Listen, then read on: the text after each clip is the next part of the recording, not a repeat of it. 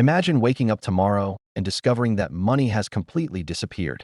No dollars, no coins, no bank accounts, no digital payments. You walk into a shop and point at a loaf of bread. The shopkeeper looks at you and says, "Sure. What will you give me?" You pull out your phone. Worthless. You offer him a chicken. He says, "I already have 6 chickens." You offer him your shoes. He looks down at your muddy feet and says, "Absolutely not." Sounds ridiculous, right? But thousands of years ago, humans faced a version of this problem every single day. So how did we go from, "I'll give you a goat for that," to coins, paper money, bank accounts, and eventually invisible numbers inside our phones? Who invented money? And more importantly, why did humans need it in the first place? Long before coins existed, humans already traded with one another. Imagine a small ancient community. One person has more grain than his family can eat. Another person has fish. Someone else has animal skins. Someone has stone tools. So they exchange grain for fish, skins for tools, meat for something else. It sounds simple, except there was one enormous problem. What if the other person doesn't want what you have? Imagine you have 10 baskets of grain and you desperately want a stone axe. You find the person who made the axe and say, "I'll give you grain." He replies, "I don't need grain." Now you're stuck. And it gets even worse. What if the axe is worth 10 baskets of grain, but the axe maker only wants 3? You can't exactly cut a piece of the axe off and hand it over. Humans needed something more useful than simple exchange. They needed a way to say, "This thing has value." And that's where the story of money really begins. Money did not suddenly appear as a shiny coin. Some of the earliest economic systems used ordinary things that people already considered valuable. In ancient Mesopotamia, grain, especially barley, and silver were used in systems for measuring value and making payments. Clay tablets from Mesopotamia recorded quantities of goods, payments, debts, and other economic transactions. Think about how strange this would look today. Instead of saying, "That costs $20, people could think in terms of a measured quantity of grain or a certain weight of silver. Barley had some obvious advantages. People could eat it, they could store it, they could measure it, and almost everyone understood its usefulness. But barley had one huge problem. It was terrible money for long-distance trade. Imagine trying to buy a donkey with a mountain of barley.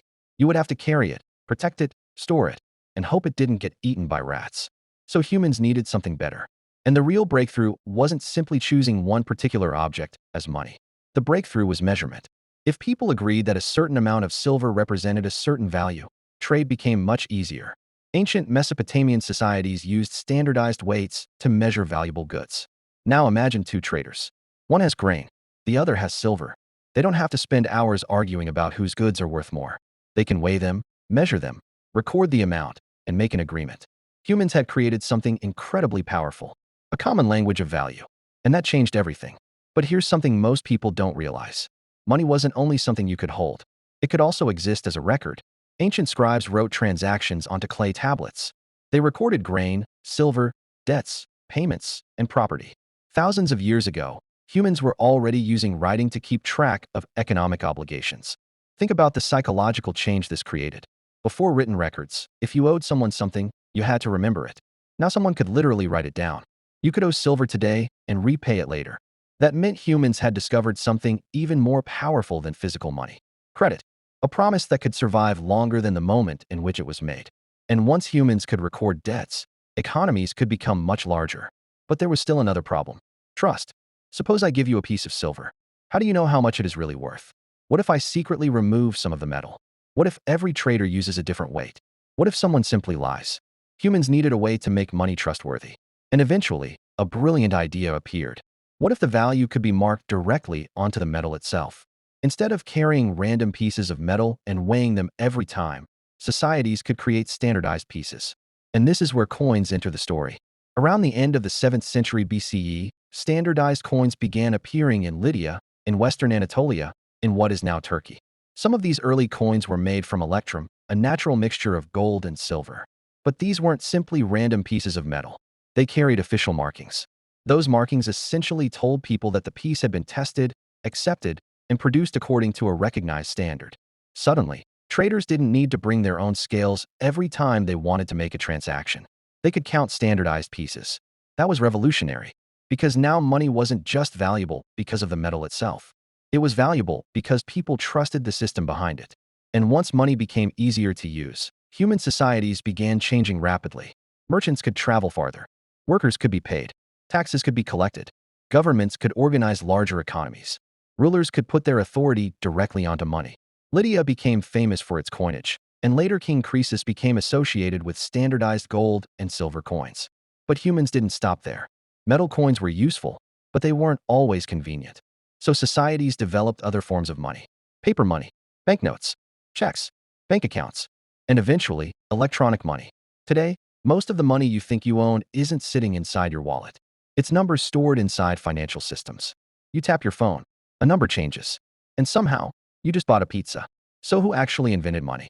The surprising answer is that there probably wasn't one ancient genius who suddenly stood up and announced, "I have invented money."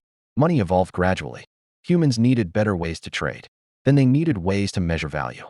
Then they needed ways to record debts. Then they needed standardized weights. Then societies developed standardized coins. And eventually, money became something much bigger than a physical object. It became an agreement. That's the strangest thing about money. A piece of paper has almost no practical value by itself. A digital number isn't something you can eat. A coin is just a piece of metal. Yet billions of people trust these things every single day. Why? Because money works when people agree that it works. Our ancestors didn't simply invent coins. They created a shared language of value. And that invention helped transform tiny human communities into villages, villages into cities, and cities into civilizations. So the next time you tap your phone to pay for something, remember that you're participating in an idea humans have been developing for thousands of years. Money wasn't really invented as a thing. It was invented as a way for humans to trust an agreement. And that may have been one of the most powerful inventions in human history.